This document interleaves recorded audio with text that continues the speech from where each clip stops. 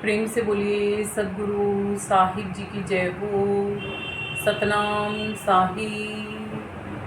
आप सभी को मेरा प्रेम भरा सतनाम साहिब। तो पशुओं वाला जीवन जीना चाहते हो? पशु भी बच्चे पैदा करते हैं, हम मनुष्य भी बच्चे पैदा करते हैं। पशु भी भोजन करते हैं, हम मनुष्य भी भोजन करते हैं। पशु भी शेल्टर में रहते हैं, हम भी घर बनाते हैं। पशु भी सोते हैं, हम भी सोते हैं, और पशुओं की भी मृत्यु होती है, हमारी भी मृत्यु हो जाएगी। पशुओं में और हम में क्या इतना ही फर्क है कि पशु एक घर में रह के भी खुश हो लेता है और हमें 10 घरों में भी चैन नहीं मिलता। क्या यही विवेक है हमारा? नहीं जी, विवेक है जब आप प्रभु प्राप्ति, प्रभु मिलन कर लोगे, जब आप खुद को जान पाओगे, जब आपको इस तन की अहमियत का पता लगेगा कि कितना कीमती है ये तन। ये तन का बंगला आलीशान, जिसका मालिक है भगवान, बना फिरे रे नादान। क्यों भिखारी तू यहाँ, क्यों भिखारी तू यहाँ। इस बंगले को तरसे सारे, क्या देवी क्या देवता। प्रभु की तू खोज नहीं करता, फिर देवों को सेवता। इस बंगले को पहचान, अपनी आत्मा को तू जान, बना फिरे रे नादान। क्यों भिखारी तू यहाँ। देखो संत जन हमें कितना समझाते हैं और हम फिर भी उनकी नेक नहीं मानते, तो आखिर हमारा क्या होगा। आगे क्या कहते हैं संत जी? पेट पकड़कर माता रोवे, वहां पकड़कर भाई, चरण पकड़कर छोड़त नाही, रो रो कहे तिरिया, सैया मत जा अकेला, सफेद चुनरिया ओढ़ के। कि माता इसलिए रो रही है कि ये मेरी औलाद थी, भाई इसलिए रो रहा है कि वो बुझा था, उसकी बाजू था बराबर का। कहते हैं ना, मेरा तो कंधे से कंधा मिलाने वाला मेरा भाई है। और औरत जिसका तो वो पति परमेश्वर था, वो परमेश्वर से ही अलग हो गई। क्या कहती है? सैया मत जा अकेला। और हंसा निकल गया पिंजरे से, खाली पड़ी रही तस्वीर। और हमारी भी ये तस्वीर, जैसे ही ये हंसा बाहर निकलेगा खाली पड़ी रहेगी। खुद को जाना नहीं तो फिर किस लिए रुदन। वो माँ जो रो रही है, कोई उससे ये पूछता है कि किस लिए रो रही है? बेटे का शरीर तो यही है ना, जिस शरीर को तू जानती थी, उस बेटे को तो, अंदर वाले को तो जानती ही नहीं थी। उस भाई से कोई नहीं पूछता जिसको तू बराबर की भुजा बता रहा है। वो भुजा तो बराबर में ही पड़ी है, जिसको पकड़ के तू रो रहा है। उस भुजा के अंदर जो था उसको तो तूने जाना ही नहीं। उस तन में जो सुरती कार्य कर रही थी, उससे तो मिलन कभी हमने किया ही नहीं था। फिर किस चीज का रुदन? वो जो स्त्री जो अपने पति को परमेश्वर कहती थी, उस परमेश्वर का पता किया क्या? उस पुतले का पता किया था, तो वो पुतला तो बाहर पड़ा ही है अभी भी। मत जा सफेद चुनरिया उड़ के। वो पुतला सफेद चुनरिया उड़ रहा है, वो चला गया निकल के, और वो जो उसको बजाने वाला था वो निकल के चला गया। कहते हैं ना, तार बेचारा क्या करे, चला गया बजावन हार। एक वादन होता है ना वीणा, वीणा में तारे लगी होती हैं। उस वीणा को जब वो तारे हिला रहा था जो बजाने वाला था, वो उस वीणा को छोड़ के उठ के चला गया। अब वो वीणा वेस्ट हो गई, क्योंकि किसी और को वो वीणा बजाने नहीं आती।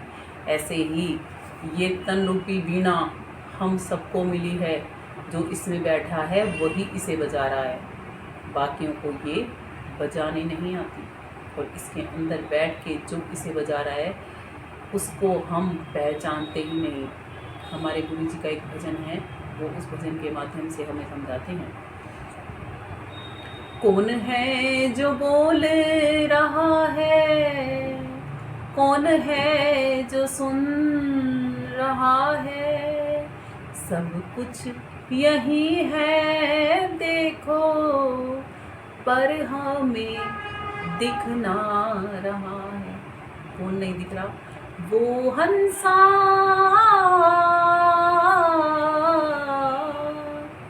वो हंसा आप खुद अपने आप को नहीं देख पा रही। आप ही तो हो जो बोल रही हो, आप ही तो हो जो सुन रहे हो, और आप ही तो हो जो देख भी रहे हो। मगर किसको नहीं देख रहे? खुद को नहीं देख रहे, इस दुनिया को ही देख रहे हो, और उस अविनाशी परमात्मा को नहीं देख रहे जिसको देखने के लिए ये तन मिला है। 4 जने मिल करके आए, करने लगे तैयारी। किस चीज़ की तैयारी कर रहे हैं वो 4 जने? उस मृतक शरीर को, उस पार्थिव शरीर को उस घर से ले जाकर शमशान घाट में ले जाने की तैयारी कर रहे हैं। हाथ पाँव को बांध करके कर दिया असवारी। किस चीज़ पे हाथ पाँव बांध दिए?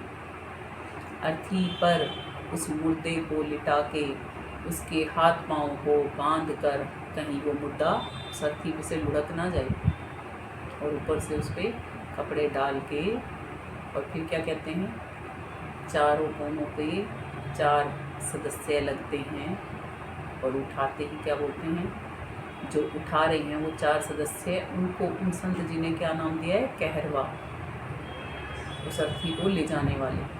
उठाया 4 कहरवा, मुखड़ा से राम नाम बोल के, बोल के जी बोल के, बोल के जी बोल के, मुखड़ा से राम नाम बोल के। कि उस मुर्दे को उठाया जा रहा है, जब उसको बांध दिया और घर से बाहर निकाला जा रहा है, जो घर के सदस्य उसके कंधे लगते हैं उनको कहरवा बोला जाता है। और शमशान घाट में वो मुर्दा गया और यम के दूत उस आत्मा को पकड़ के ले गए, जिसके लिए आपको बताया जाता है कि मरने के बाद कुछ घरों में गरुड़ पुराण पढ़ी जाती है। तब वहाँ पे बताया जाता है, उस गरुड़ पुराण में लिखा है, सदग्रंथ है गरुड़ पुराण, पढ़ के देख लेना किसी ने जानना हो तो, कि आत्मा को बिना नाम जाने भवसागर से पार नहीं होने दिया जाता। वैतरणी नदी पार करने के लिए नाम रूपी नौका में बैठना पड़ता है, और उसके लिए गोदान करनी पड़ती है, और जो गोदान नहीं करना जानता उसको खेवटिया उसमें बैठने नहीं देता, और बिना खेवटिया के उस नाव को परले पार कोई लेके नहीं जा सकता। जब उस नाव में जिस भी जीव को नहीं बैठना आता, जिस भी जीव ने गोदान नहीं कर रखी होती, उस नाम रूपी नौका में उस जीव को नहीं बैठने दिया जाता। और जब वो जीव उस नौका में नहीं बैठ पाता तो यम के दूत उसे खींचते, मारते, पीटते उस वैतरणी नदी में से निकालते हुए लेके जाते हैं। बीच में रास्ते में जाने कितनी अनंत प्रताड़नाएं और पीड़ाएं उसमें लिखी हैं। यदि शायद कभी किसी की डेथ पे जाके और गरुड़ पुराण ध्यान से भी सुन ली होती ना, तो शायद हम जग जाते, चेत जाते, संभल जाते। इसीलिए कहा जाता है कि सदग्रंथ भी हमें बहुत कुछ सिखाते हैं, मगर हम निरे मूढ़ अज्ञानी केवल उनको भी पाठन पठन में ही लगा के बैठ गए हैं, कभी नहीं समझते उनके भेद को। वेदों में परमात्मा का भेद है, परमात्मा उस वेद में ना ही भेद में है, और भेद हम जानते नहीं क्योंकि हमने संतों की शरण ग्रहण की ही नहीं, जो उसका भेद बता सकते हैं, जो उनका नुक्ता बता सकते हैं। क्योंकि उसके लिए तो श्री कृष्ण जी ने भी कहा है, हे अर्जुन तत्वदर्शी संतों की शरण में जा, श्रद्धा भाव से दंडवत प्रणाम कर और उनकी जितनी बन सके सेवा कर। यदि वो तेरी उस सेवा से खुश हो जाएंगे तो तुझे आत्म ज्ञान दे देंगे, जिसकी अग्नि में तू अपने शुभ अशुभ कर्मों को दग्ध कर देना और नहीं करनी हो के मुझ अविनाशी परमात्मा को पा लेना। है ना भेद, मगर उस भेद को जानते नहीं। श्री गीता के 18 अध्यायों की कहानियों को केवल पढ़ने में हम लगे रहते हैं, उसको जानना नहीं चाहते।